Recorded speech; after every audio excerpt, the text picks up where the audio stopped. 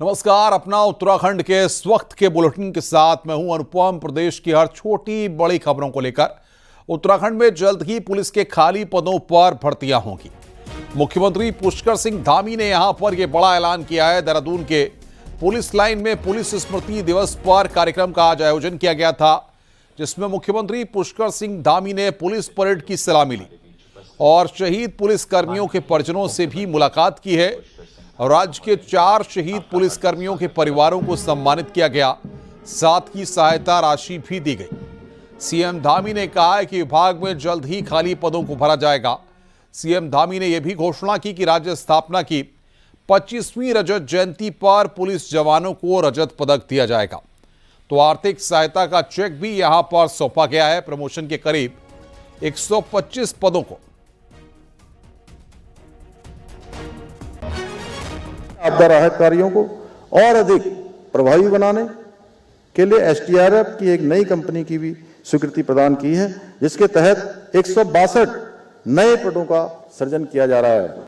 इतना ही नहीं, हमने मृतक पुलिसकर्मियों के परिवारों को सहयोग और संबल प्रदान करने के लिए इस वर्ष मृतक आश्रित कोटे के अंतर्गत 136 आश्रित परिवारों को विभिन्न पदों पर नियुक्तियां प्रदान की हैं, ताकि वे आत्मनिर्भर बन सकें और जीवन को सम्मान पूर्वक आगे बढ़ा सकें।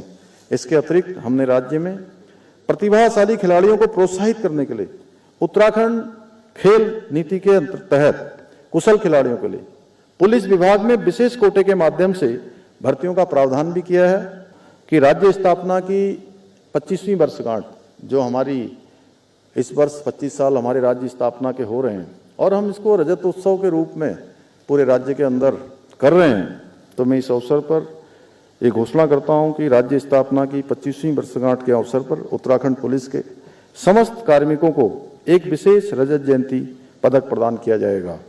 आगामी 3 वर्षों में पुलिस कर्मियों के आवासीय भवनों के निर्माण हेतु, कि अभी हमने कुछ आवासों में धनराशि यहाँ से उपलब्ध कराई थी, उसके कारण से कुछ हमारा परसेंटेज बढ़ा है। हम चाहते हैं कि हमारा परसेंटेज और बढ़े। उसके लिए आने वाले समय में आवासीय भवनों के निर्माण हेतु प्रतिवर्ष 100 करोड़ रुपए की धनराशि 3 वर्षों तक दी जाएगी। भवाली, नैनीताल, ढालमल्ला, कांडा, बागेश्वर, नैनीडांडा, धूमाकोट, पौड़ी, घनसाली, टिहरी, सतपुली और पौड़ी में एसडीआरएफ के जवानों के लिए 5 बैरिकों का निर्माण कराया जाएगा। विभिन्न कल्याणकारी योजनाओं के क्रियान्वयन हेतु पुलिस कल्याण निधि के अंतर्गत वर्तमान में प्रावधानित 2.5 करोड़ रुपए की धनराशि को पुनरीक्षित करते हुए आगामी 1 वर्ष के लिए 4.5 करोड़ रुपए किया जाएगा। राज्यपाल गुरमीत सिंह ने आज बद्री केदार के दर्शन किए। राज्यपाल पहले केदारनाथ धाम पहुंचे, जहां गवर्नर ने बाबा केदारनाथ का दर्शन पूजन किया और देश और उत्तराखंड की समृद्धि की प्रार्थना की। इसके बाद राज्यपाल गुरमीत सिंह बद्रीनाथ धाम पहुंचे और भगवान बद्री विशाल के दर्शन किए। इसके साथ गवर्नर ने अफसरों से बद्रीनाथ धाम में मास्टर प्लान का जायजा लिया और मास्टर प्लान के कार्यों के बारे में अधिकारियों से जानकारी ली। यहाँ पर जिस गति से यहाँ पर एक विकास हुआ है, ये सब भक्तों का, प्रभु का आशीर्वाद है कि इतने सुंदर तरीके से, नियमित तरीके से यहाँ विकास हुआ है और सबका कोऑपरेशन इतना अच्छा है। उत्तरकाशी में गंगोत्री धाम के कपाट कल यानी बुधवार को शीतकाल के लिए बंद हो जाएंगे। गंगोत्री धाम के कपाट अन्नकूट के पर्व पर 11:36 पर विधि विधान से बंद किए जाएंगे, जिसकी तैयारी जोरों पर चल रही है और गंगोत्री धाम को फूलों से सजाया गया है। भक्तों की भारी भीड़ इस मौके के लिए गंगोत्री धाम पहुंची है और कपाट बंद होने के मौके पर बड़ी संख्या में भक्त मौजूद रहेंगे। मां भगवती गंगा के कपाट कल सुबह 11:36 पे बंद होंगे और हजारों श्रद्धालुओं के साथ बाजों के साथ लोग स्नान करेंगे। रात्रि निवास देवी मंदिर में होगा और पूरी रात कीर्तन भजन चलेगा। उसके बाद वहाँ से 22 तारीख को सुबह महाभोज महाप्रसाद होने के बाद हम सभी लोग स्नान करेंगे। सभी लोगों शीतकालीन के दर्शन वहाँ पर सुलभ हो पाएंगे। आप सब लोग यहाँ पर पधारें। देश भर में दिवाली पर बड़ी धूमधाम के साथ मनाया गया, तो वहीं जौनसार बावर क्षेत्र के 100 गांव में भी दिवाली का जश्न देखने को मिला और ये जश्न 5 दिन तक चलने वाला है। जनजातीय क्षेत्र जौनसार बावर में हर त्योहार अलग ही अंदाज में मनाया जाता है। पूरे क्षेत्र में 39 खत हैं, जिनमें से 9 खतों में नई दीपावली मनाई जाती है। अन्य 30 खतों में दीपावली के 1 माह बाद दीपावली पर्व मनाने का रिवाज है, जिसे पुरानी या बूढ़ी दिवाली कहा जाता है। यहाँ चीड़ की लकड़ी या बिमल की लकड़ी के होले बनाकर उन्हें जलाकर दीपावली मनाई जाती है। पशकाओं खत के दसों में चालदा महाराज विराजमान हैं। यहाँ भी हाथों में बिमल की लकड़ी से बनी मशाल लेकर लोग झूमते नजर आए।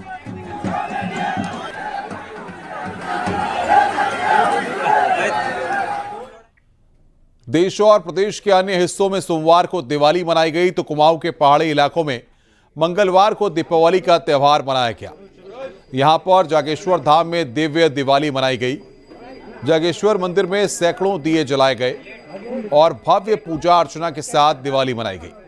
इस दौरान कुमाऊं के घरों से लोग दिए लेकर जागेश्वर मंदिर पहुंचे और अपने अपने दिए जलाए। साथ ही दीपावली के मौके पर लोगों ने जमकर आतिशबाजी भी की।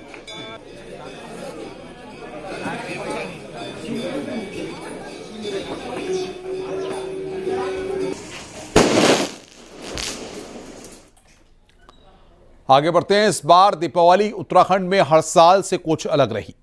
देहरादून ही नहीं बल्कि प्रदेश भर में इस बार दीपावली पर कम पटाखे जलाए गए, जिसका सीधा असर वायु प्रदूषण पर देखने को मिला। राज्य के कई हिस्सों में इस बार एयर क्वालिटी इंडेक्स यानी AQI बीते सालों की तुलना में काफी बेहतर रिकॉर्ड किया गया। देखिए हमारी रिपोर्ट।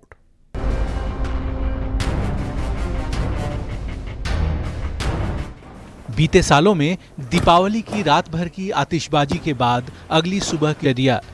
हालांकि कुछ जगहों पर एयर क्वालिटी खराब कैटेगरी में जरूर पहुंची, लेकिन बीते सालों की तुलना में ये काफी बेहतर रही।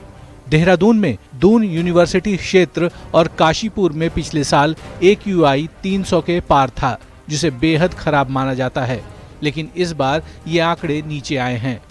दीपावली की रात देहरादून में AQI 204 रहा, जो पिछले साल के AQI 288 से काफी कम है। सबसे अच्छा प्रदर्शन ऋषिकेश का रहा, जहां AQI 95 रिकॉर्ड किया गया, जिसे संतोषजनक माना जाता है। बीते साल ये लेवल 133 तक पहुंच गया था। काशीपुर में दीपावली की रात AQI 166 रहा, जो मॉडरेट श्रेणी में आता है। बीते साल यहां AQI 324 तक चला गया था, जो बेहद खराब माना जाता है। एक तो लोगों का एक रिस्पॉन्सिबल बिहेवियर एक महत्वपूर्ण कारण है। जन जागरूकता काफ़ी फैली हुई है। ग्रीन जो पटाखे होते हैं उनका भी प्रचलन बढ़ा हुआ है यहाँ पे, और साथ ही में जिस प्रकार से मैकेनिकल स्वीपिंग और धूल को कम करने के लिए जो काम किए गए नगर निगम देहरादून नगर निगम के द्वारा, काशीपुर ऋषिकेश द्वारा, वो भी अच्छे। मुख्य रूप से ऋषिकेश का AQI काफ़ी अच्छा रहा है यहाँ पे, वो 50 और 100 के बीच में ही रहा है यहाँ पे, और एक अच्छा स्वागत योग्य कदम भी और एक्टिविटीज़ भी उन लोगों ने वहाँ पे की हुई है। जानकार ये भी मानते हैं कि इस बार दीपावली 2 दिन में बंट गई। कुछ लोगों ने 20 अक्टूबर को मनाई तो कुछ 21 को मना रहे हैं। इससे पटाखों का असर भी बटा और प्रदूषण में गिरावट आई। अब कारण चाहे जो भी हो, जागरूकता हो या 2 दिन में बटी दिवाली, लेकिन इतना तय है कि राज्य में इस बार वायु प्रदूषण के जो आंकड़े आए हैं वो एक सकारात्मक संकेत हैं। देहरादून से न्यूज़ 18 के लिए सुनील नौप्रभात की रिपोर्ट। दिवाली की रात जब पूरा शहर रोशनी और खुशियों में डूबा हुआ था, तब रुद्रपुर के रामपुरा इलाके में सन्नाटा तोड़ती चीखियां और पत्थरों की गूंज सुनाई दी। रुद्रपुर के रामपुरा इलाके में 2 पक्षों के बीच मामूली कहासुनी इस कदर बढ़ी कि मामला गाली गलौज से होते हुए लाठी डंडों तक पहुंच गया और करीब आधे घंटे तक दोनों तरफ से लाठी डंडे चले और पत्थरों की बारिश होती रही। वहीं लोगों का कहना है कि पुलिस को भी सूचना दी, लेकिन मौके पर नहीं पहुंची। फिलहाल पत्थरबाजी का वीडियो जरूर सामने आया है।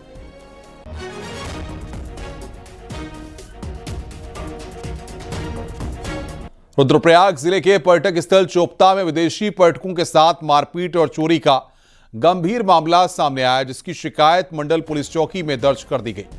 बताया जा रहा है कि चोपता में बंकर हाउस होम स्टे में ठहरे कुछ विदेशी यात्री जब चेकआउट करने लगे तो होम स्टे के मालिक और उसके स्टाफ ने उन पर लाठी डंडों से हमला कर दिया। पीड़ित पर्यटकों ने किसी तरह अपनी जान बचाकर मंडल चौकी में शरण ली और वहां पुलिस को पूरी घटना की जानकारी दी। पर्यटकों ने करीब 8 लाख रुपए की नकदी और अन्य कीमती सामान चोरी का आरोप लगाया है। पुलिस मामले की जांच पड़ताल में जुटी हुई है।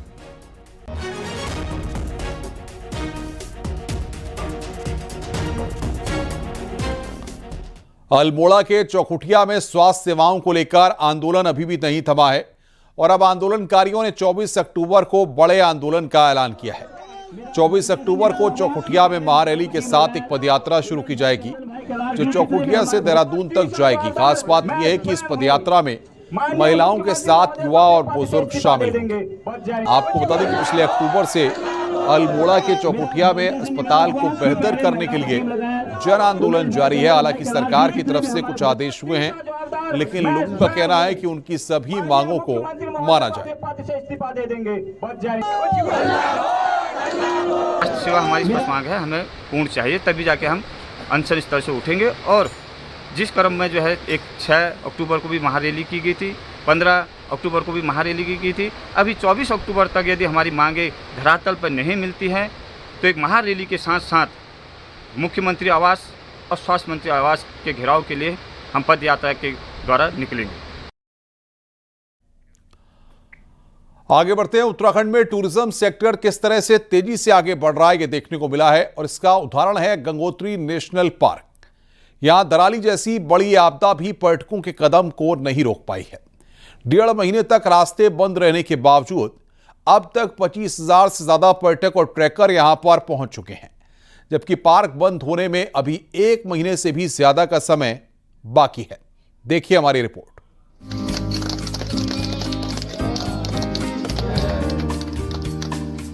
उत्तरकाशी का गंगोत्री नेशनल पार्क हिमालयी पर्यटन का एक प्रमुख केंद्र बनता जा रहा है। बीते साल जहां 31,000 पर्यटक पहुंचे थे, वहीं इस बार अब तक 25,000 से ज्यादा टूरिस्ट और ट्रैकर यहां पहुंच चुके हैं। ये तब है जब 5 अगस्त को धराली आपदा के बाद 1.5 महीने तक पार्क पूरी तरह बंद रहा। 15 सितंबर को पार्क को दोबारा खोला गया और अब 30 नवंबर तक ये खुला रहेगा। इस बीच एक बार फिर पर्यटकों की आमद बढ़ रही है। पार्क प्रशासन को अब तक करीब 70 लाख रुपए की आमदनी हो चुकी है।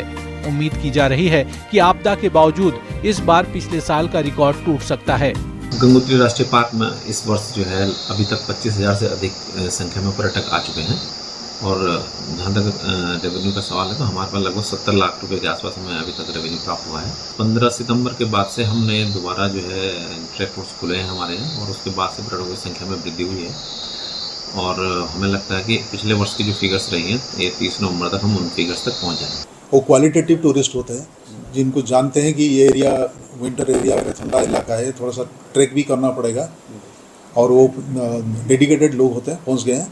मैं आशा करता हूं कि पिछले साल का जो 31,000 का हमारा रिकॉर्ड था उससे आगे हम चले जाएंगे क्योंकि नवंबर 30 तारीख तक हमारे पास समय है। गंगोत्री नेशनल पार्क अपनी खूबसूरती के साथ यहाँ मिलने वाले खास जानवरों की वजह से लोगों का फेवरेट बन रहा है। Gangotri national park snow leopard, भूरा भालू, काला भालू, कस्तूरी मृग और नीली आंखों वाले भेड़ के लिए प्रसिद्ध है। इसी पार्क में स्थित है गौमुख, जिसे गंगा नदी का उद्गम स्थल माना जाता है। विश्व प्रसिद्ध स्वर्ग की सीढ़ियां यानी गर्तांग गली भी यहीं पर है, जिसे 2021 में दोबारा खोला गया था। यही गर्तांग गली कभी भारत तिब्बत व्यापार का मुख्य मार्ग था। कोल्ड डेजर्ट कही जाने वाली नेलांग वैली भी यहीं है, जो कि पर्यटकों के आकर्षण का बड़ा केंद्र है। गंगोत्री नेशनल पार्क न सिर्फ एडवेंचर और ट्रैकिंग का गढ़ बन रहा है, बल्कि ये इकोलॉजी और इकोनॉमी के बीच तालमेल का भी बेहतरीन उदाहरण बन चुका है। यहाँ दिखता है कि कैसे बेहतर मैनेजमेंट के जरिए प्रकृति के साथ संतुलन बनाकर पर्यटन को बढ़ावा दिया जा सकता है। उत्तरकाशी से बलवीर परमार के साथ देहरादून से सुनील नौप्रभात की रिपोर्ट। हरिद्वार में गंगा की धारा लौट आने से हर की पेड़ी और दूसरे गंगा घाटों पर रौनक एक बार फिर लौट आई है। दशहरे से लेकर छोटी दीपावली तक चली गंग नहर बंदी के दौरान इन गंगा घाटों पर सन्नाटा पसरा हुआ था। इस दौरान जो भी श्रद्धालु हरिद्वार पहुंच रहे थे, गंगा घाटों पर जल न मिलने से उन्हें खासी निराशा हो रही थी। हालांकि श्रद्धालु हर की पैड़ी पर गंगा जल को देखकर खुश नजर आ रहे हैं और गंगा में आस्था की डुबकी भी लगा रहे हैं।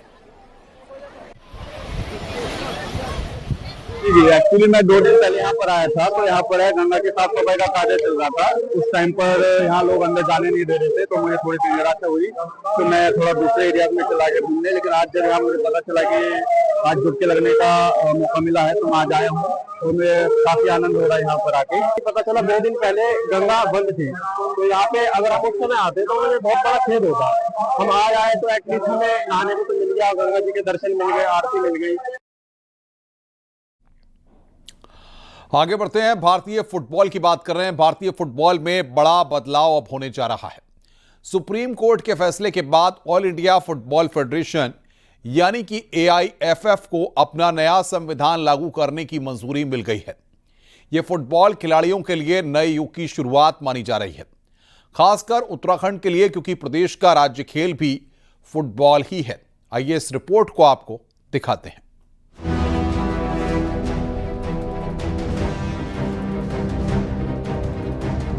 नए फुटबॉल संविधान लागू होते ही उत्तराखंड को अलग से पहचान मिल सकती है, क्योंकि उत्तराखंड का फुटबॉल कभी देश की शान रहा है। यहाँ अमर बहादुर थापा, राम बहादुर छेत्री, अनिरुद्ध थापा, रोहित दानू जैसे फुटबॉल के खिलाड़ी इसी मिट्टी से निकले हैं। उत्तराखंड बनने के बाद से अब तक किसी भी फुटबॉल संघ ने एक भी राज्य लीग आयोजित नहीं करवाई।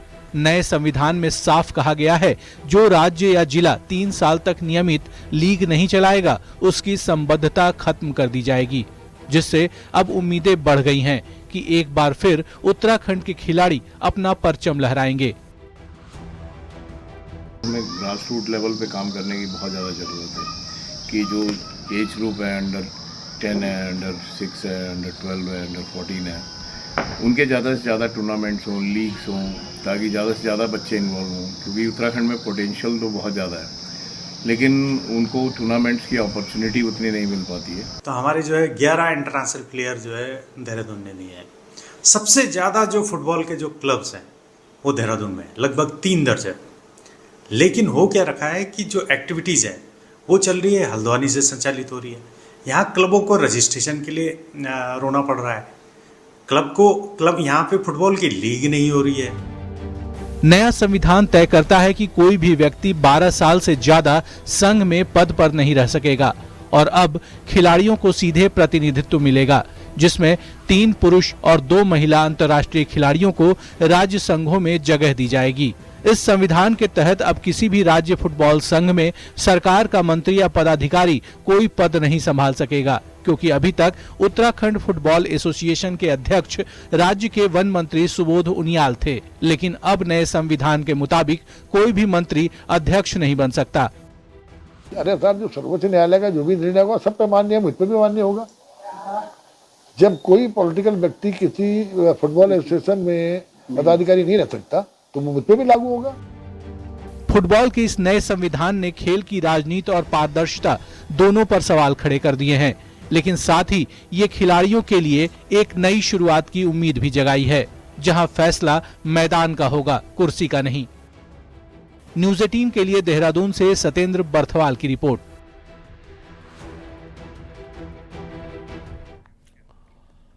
देहरादून से खबर है जहां पर दिल दहला देने वाली खबर सामने आई है, जहां डॉक्टरों की एक गलती ने एक महिला की जिंदगी छीन ली। मां तो दुनिया से गई, लेकिन पीछे छोड़ गई 8 महीने के मासूम और रोता बिलखता परिवार। क्या यह पूरा मामला? आइए इस रिपोर्ट के जरिए हम आपको दिखाते हैं।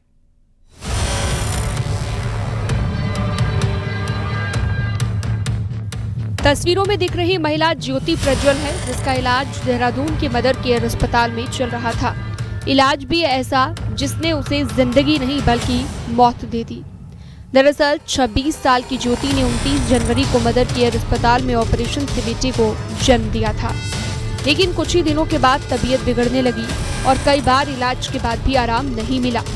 और फिर 20 दिन बाद ज्योति को पहले मदर केयर अस्पताल और फिर ग्राफिक एरा अस्पताल भर्ती कराया गया, जहां पर जांच में सामने आया कि पहले हुए ऑपरेशन के दौरान डॉक्टरों ने ज्योति के पेट में गॉज पट्टी छोड़ दी थी और संक्रमण की वजह से ज्योति को अब ये परेशानी हो गई। परिजनों का आरोप है कि डॉक्टरों की लापरवाही ने उनकी बेटी की जिंदगी छीन ली। गुस्साए परिजनों ने शव को अस्पताल के गेट पर रखकर जबरदस्त हंगामा किया और न्याय की गुहार लगाई।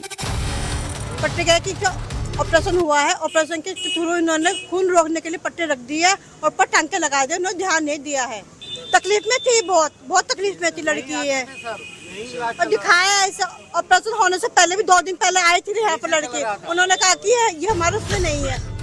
मामले की गंभीरता को देखते हुए पुलिस और स्वास्थ्य विभाग की टीम मौके पर पहुंची। एसीएमओ की मौजूदगी में अस्पताल को सील कर दिया गया। जांच टीम ने रिकॉर्ड कब्जे में ले लिए हैं। दोषी पाए जाने पर सख्त कार्रवाई की बात कही है। स्वेलिंग बताई गई और उसमें से कुछ गौज पीस निकले हैं। पेशेंट की डेथ हो गई है। पेशेंट क्योंकि यहाँ पहले पूर्व में दिखाया गया था, इसलिए जब तक जांच होती है तब तक इनका अग्रिम आदेशों तक सीए का रजिस्ट्रेशन कैंसिल किया जाता है और हमारी तरफ से जांच कमेटी गठित की जाएगी। एक विभागीय की जाएगी, एक उत्तराखंड मेडिकल काउंसिल की कमेटी जांच करेगी। एक बार फिर से सिस्टम कटघरे में है, जहां पर इलाज के नाम पर लापरवाही की सर्जरी चल रही है। ज्योति अब दुनिया में नहीं है, लेकिन उसकी मौत एक बड़ा सवाल खड़ा कर रही है कि क्या भगवान का दर्जा पाए डॉक्टरों की ये लापरवाही बर्दाश्त करने लायक है। न्यूज़ 18 के लिए देहरादून से सतेंद्र बर्तवाल की रिपोर्ट।